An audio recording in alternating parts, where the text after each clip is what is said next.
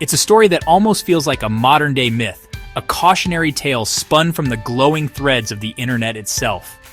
The tale of Julius Kivimäki begins not in some shadowy underground lair, but rather in the quiet suburbs of Finland, in the bedroom of a young boy. He was just 13 years old when he first dipped his toes into the vast, unregulated ocean of the digital world. For many teenagers, the computer is a gateway to games, social media, and schoolwork. For Kivimäki, however, it became something more complex, a laboratory, a weapon, and a stage all at once. His early explorations were not merely about understanding how things worked, but about discovering how they could be broken, bent, and manipulated to his will. What drives a young mind to venture down such a path? It's a question that often has no simple answer. Perhaps it was the intellectual challenge, the thrill of bypassing digital locks that were meant to keep people like him out. Or maybe it was the intoxicating sense of power that came from controlling unseen forces from behind a keyboard. Whatever the initial spark, Kivimäki's curiosity quickly morphed into a formidable, albeit illicit, skill set. He wasn't just playing around. He was learning the very architecture of cyberspace, identifying its vulnerabilities, and building a reputation in the clandestine communities that celebrate such disruptive talents. This wasn't just a hobby. It was the forging of an identity. The transition from a curious teenager to a budding cybercriminal happened with alarming speed. By the time he was in his mid-teens, Kivimäki, operating under the online alias Zkill, was no longer a mere explorer. He was an active participant in the darker economies of the web. He learned to create and operate botnets, vast networks of infected computers that could be commanded to do his bidding. He engaged in payment fraud and data breaches, turning his digital prowess into a tool for personal gain and chaos. For him, the internet was not a community of people, but a collection of systems to be exploited. A digital playground where the normal rules of society simply didn't seem to apply. This early period of Kivimäki's life laid the foundation for the far more destructive acts that would follow. It was a time of sharpening his tools, testing his limits, and developing a sense of invincibility that would come to define his public persona. He moved through the digital world with a confidence that bordered on arrogance, believing himself to be smarter and more cunning than those who built the systems he so easily dismantled. The anonymous nature of the internet provided the perfect shield, allowing him to cause real-world disruption without immediate tangible consequences. This was the opening chapter in a story that would eventually see him become one of Finland's most infamous criminals. The name Julius Kivimäki remained largely unknown to the public for years, but his online persona, Zkill, was rapidly gaining notoriety. His ascent into the major leagues of cybercrime came through his association with a group that would become infamous Lizard Squad.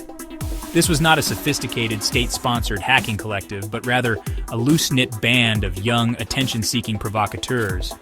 Their primary motivation seemed to be a mix of anarchic amusement and a desire for digital street cred. They specialized in distributed denial-of-service attacks, a relatively crude but effective method of overwhelming a target's servers with so much junk traffic that they collapse under the strain, rendering them useless.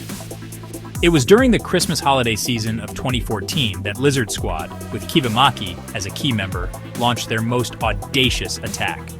Millions of people around the world, unwrapping their brand new gaming consoles, found themselves unable to connect to the online networks. Lizard Squad had taken down Sony's PlayStation Network and Microsoft's Xbox Live, two of the largest gaming platforms on the planet. The timing was deliberately chosen for maximum impact, turning a season of joy and relaxation into one of immense frustration for gamers and a logistical nightmare for two technology giants. The group wasn't shy about it.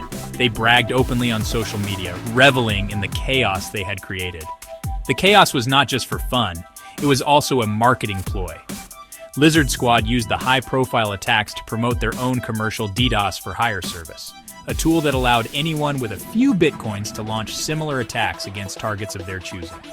This moved their activities from simple mischief to a commercial criminal enterprise. Kivimäki's involvement wasn't limited to DDoS attacks either.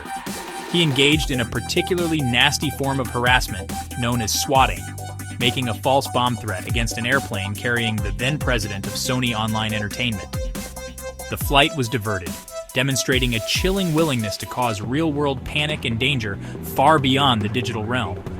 Through these actions, Zekiel and Lizard Squad carved out a name for themselves. They represented a new breed of cybercriminal, one that was less interested in quiet espionage and more focused on loud, disruptive, and highly public displays of power. They were taunting law enforcement and corporations alike, operating with a sense of impunity that seemed to suggest they believed they would never be caught. Kivimäki, still a teenager, was at the heart of this digital storm, his reputation growing with every server that crashed and every headline that screamed his group's name. He was no longer just a hacker, he was a public menace. The first conviction. The widespread disruption caused by Lizard Squad inevitably drew the attention of law enforcement agencies across the globe. The digital breadcrumbs left behind by Kivimäki and his associates were meticulously gathered, and soon, investigators in Finland had enough evidence to connect the online persona of Zekiel to the teenager living in their jurisdiction. In 2015, at the age of just 17, Julius Kivimäki was brought to face justice. The list of charges against him was staggering, a testament to the sheer scale of his illicit activities. He was indicted on more than 50,000 separate counts of computer-related crimes, a number that sounds almost unbelievable. The charges included everything from data breaches and payment card fraud to harassment and operating a massive botnet. The trial was a significant moment, one that many hoped would send a clear message to would-be hackers that such actions have severe consequences. The evidence was overwhelming, and a conviction seemed all but certain. The sheer volume of his crimes painted a picture of a prolific and unrepentant digital offender who had caused widespread damage and distress for years. The public, and especially the victims of his various schemes, awaited a sentence that would reflect the gravity of his actions. It was a chance for the justice system to demonstrate that the perceived anonymity of the internet was not a shield against real-world accountability. However, the sentence that was handed down shocked and dismayed many observers. Despite being found guilty on over 50,000 counts, Kivimäki did not receive any prison time. Instead, the Finnish court gave him a 2-year suspended sentence and a relatively small fine of €6,558 for damages. The court cited his young age at the time of the offenses and his apparent cooperation with authorities as mitigating factors. But for many, it felt like a slap on the wrist, a signal that the legal system was ill-equipped to deal with the scale and nature of modern cybercrime. The punishment seemed profoundly disconnected from the immense harm he had caused. This light sentence had a profound effect on Kivimäki himself. Rather than serving as a moment for reflection or rehabilitation, it appeared to embolden him. He emerged from the court case, not chastened, but triumphant. He reportedly took to social media to boast about the outcome, publicly dubbing himself an untouchable hacker god. This brazen declaration was a clear sign that the lesson he had learned was not one of remorse, but one of invincibility. The justice system had tried to hold him accountable, but in his eyes it had failed. This misplaced sense of impunity would set the stage for a far more sinister and devastating crime yet to come. After his 2015 conviction, Julius Kivimäki seemed to lay low for a while, but he had not abandoned his criminal path. Instead, he was preparing for an act of digital malevolence so profound that it would eclipse all his previous exploits. His target was Vastaamo, a private psychotherapy center with clinics across Finland. This was not a bank, a government agency, or a gaming company. It was a sanctuary for people at their most vulnerable, a place where they shared their deepest fears, traumas, and secrets with trusted therapists. The data held by Vastaamo was not just information. It was the raw, unfiltered record of human suffering and healing. It was, in other words, the most sensitive data imaginable. Sometime between late 2018 and early 2019, Kivimäki executed his attack. He exploited a vulnerability in Vastaamo's patient database, quietly siphoning out the entire trove of confidential records. The breach was comprehensive and catastrophic. He gained access to the therapy notes of approximately 30,000 patients, a figure that would later cement this crime as the largest in Finnish history by the sheer number of victims. The stolen data included not just names and contact details, but the intimate and often painful narratives of patients' lives, including those of children, police officers, and prominent public officials. For a time, the theft remained a secret, a digital time bomb waiting to detonate. The first move was made in 2019. Operating under a new, chillingly direct alias, Ransom_Man, Kivimäki contacted Vastamo's leadership. He demanded a payment of 40 bitcoins, which at the time was valued at around 450,000 euros. The threat was explicit. If the ransom was not paid, the stolen patient data would be released to the public. Vastamo, for reasons that would later be scrutinized, refused to pay the extortion demand. This refusal triggered the next, and far more cruel phase of Kivimäki's plan. He was not content with just pressuring the company. He decided to turn the screws on the individuals whose lives were now in his hands.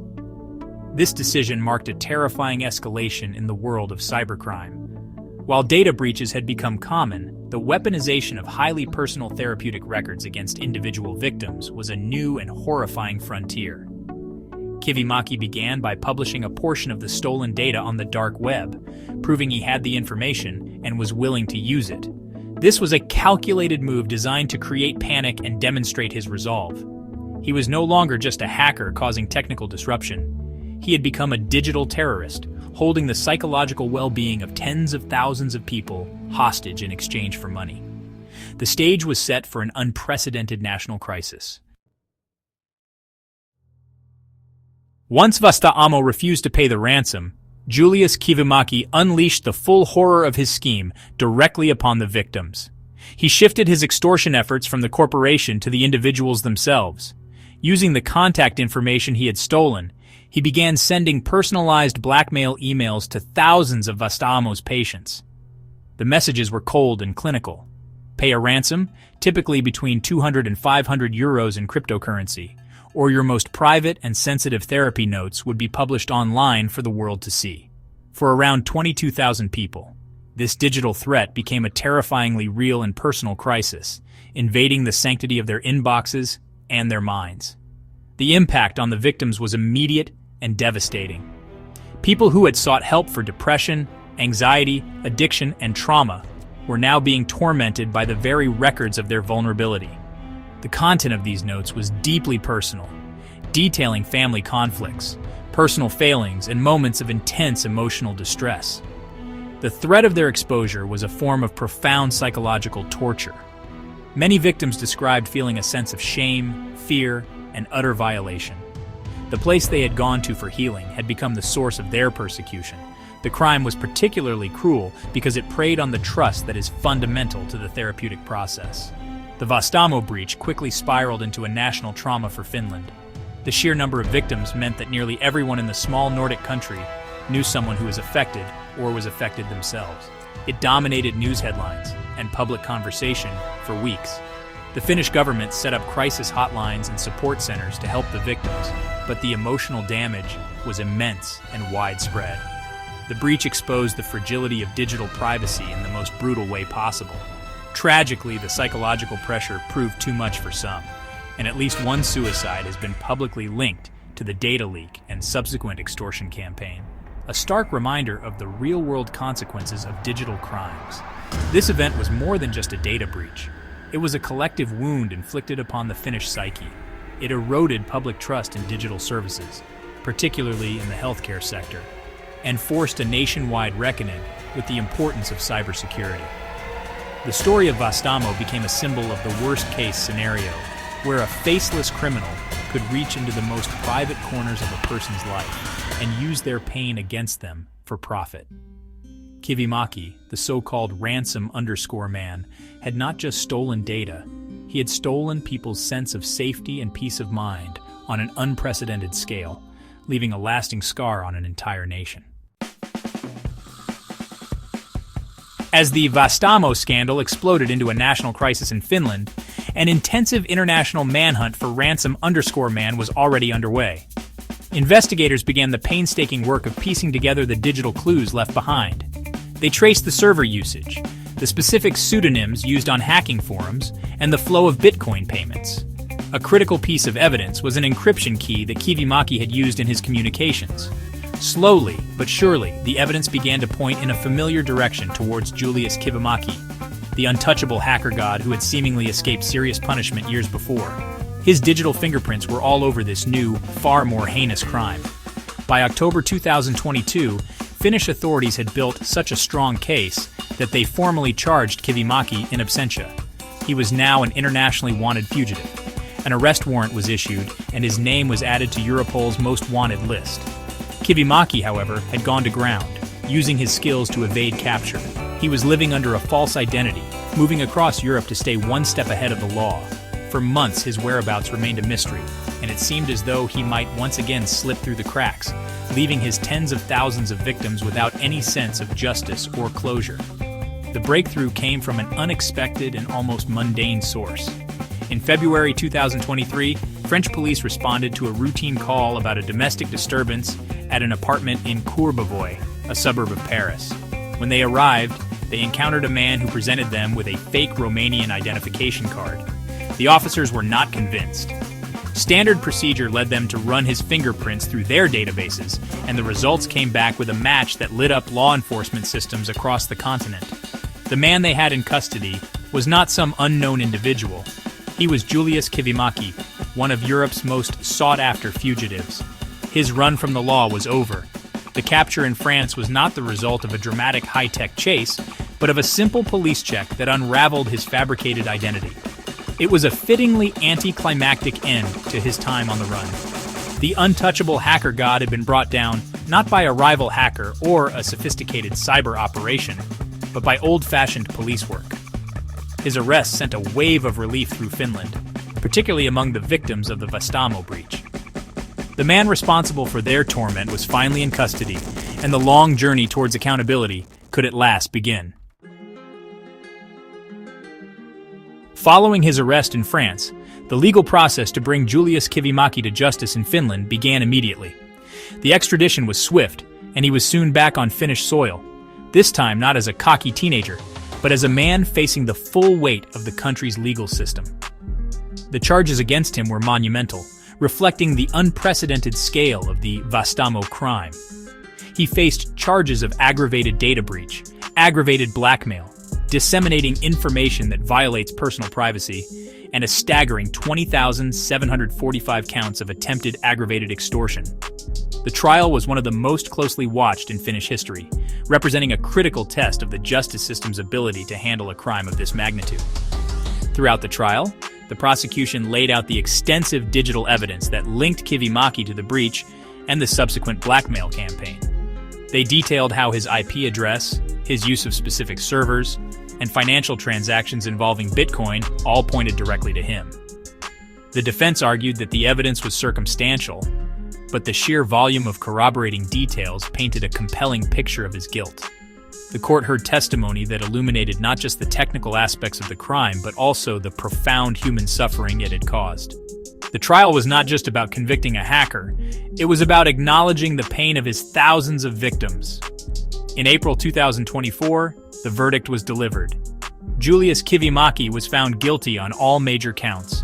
The court sentenced him to 6 years and 3 months in prison, a stark contrast to the suspended sentence he had received as a teenager. While some victims and observers felt the sentence could have been longer given the immense harm caused, it was nonetheless a significant and landmark ruling. It sent a clear and unequivocal message that cybercrimes causing mass psychological trauma would be met with severe consequences.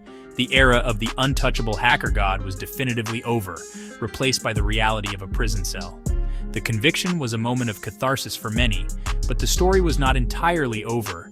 The court had yet to address the complex issue of financial compensation for the thousands of victims who had suffered emotionally, and in some cases, paid the ransom.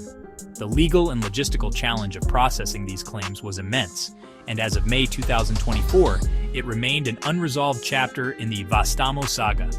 While the prison sentence provided a sense of justice and accountability, the long process of healing for the victims, and for the nation as a whole, was something that would continue long after Kivimäki began serving his time. The story of Julius Kivimäki, with its dramatic arc from teenage prodigy to national villain, was tailor-made for the screen. It contained all the elements of a modern thriller technology, crime, a charismatic anti-hero, and devastating human consequences.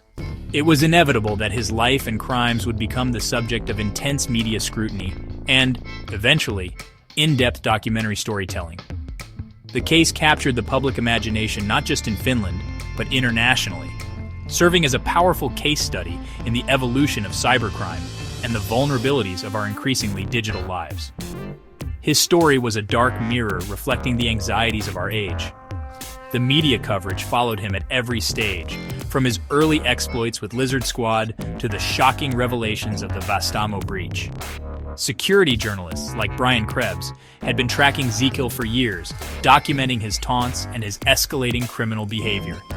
When the Vastaamo hack came to light, these journalists were able to connect the dots, providing crucial context that helped the public understand that this was not an isolated incident, but the culmination of a long and destructive career. The narrative was clear. A young hacker, let off with a light sentence, had been emboldened to commit an even more terrible crime. This fascination with his story has culminated in a major documentary series. As of today, September 15, 2025, the world is anticipating the premiere of the HBO Max 4-part series Most Wanted Teen Hacker. The series promises to provide a comprehensive look at Kivimäki's entire journey, from his first forays into hacking at age 13 to his final capture and conviction. It aims to dissect not only his methods but also his motivations, exploring the psychology of a person who could so callously weaponize the private pain of others for personal gain. Such documentaries play a crucial role in translating complex cybercrimes into human stories that everyone can understand. By placing his actions under the microscope, documentaries and extensive media coverage serve a purpose beyond mere entertainment. They function as a public record and a powerful educational tool. They raise awareness about the real-world impact of what can seem like abstract victimless crimes. The story of Julius Kivimäki, as told through these platforms, becomes a powerful warning. It illustrates in vivid detail how a single individual, armed with a computer and a lack of empathy, can inflict trauma on a national scale, ensuring that the lessons from his destructive path are not soon forgotten. The life and crimes of Julius Kivimäki offer a series of stark and vital lessons for our hyper-connected world. His journey from a teenage mischief maker to a convicted felon responsible for a national trauma underscores a fundamental truth. Cybercrime is not a victimless act. The digital realm is not a separate reality. It is an extension of our own, and the harm inflicted there can cause profound and lasting real-world suffering. The Vastaamo case, in particular, shattered any lingering illusions that data breaches are merely about financial loss or corporate inconvenience. It proved that the theft of information can be a deeply personal violation, a weapon capable of inflicting immense psychological pain. One of the most important takeaways is the critical need for robust cybersecurity at every level. The Vastaamo breach was made possible by a technical vulnerability that went unpatched. It serves as a chilling reminder to all organizations, especially those handling sensitive information like healthcare providers, that data protection is not an optional extra or a box-ticking exercise. It is a fundamental duty of care. For individuals, the case highlights the importance of digital literacy and vigilance. It forces us to ask difficult questions about who we trust with our data and how well it is being protected, fostering a healthy skepticism that is essential for navigating the modern world. Furthermore, the Kivimäki story raises critical questions about our justice systems and how they respond to cybercrime, particularly when committed by young offenders. His initial suspended sentence in 2015, which he perceived as a victory, can be seen as a missed opportunity for meaningful intervention. It suggests a need for a more nuanced approach that combines accountability with effective rehabilitation, one that ensures young offenders understand the gravity of their actions rather than feeling emboldened by a perceived lack of consequences. Justice must not only punish, but also aim to prevent the escalation of criminal behavior, something that clearly failed in Kivimäki's case. Ultimately, the saga of Julius Kivimäki is a cautionary tale about the intersection of talent, arrogance, and a profound lack of empathy. His skills could have been used to build, to protect, and to innovate. Instead, he chose a path of destruction. His story forces us to look at the culture that can sometimes glorify hacking and to reinforce the ethical boundaries that must govern the digital frontier. The echoes of his crimes will reverberate for a long time, in the lives of his victims, and in the policies we create to prevent such a catastrophe from ever happening again. It is a harsh lesson, but one we must learn and remember.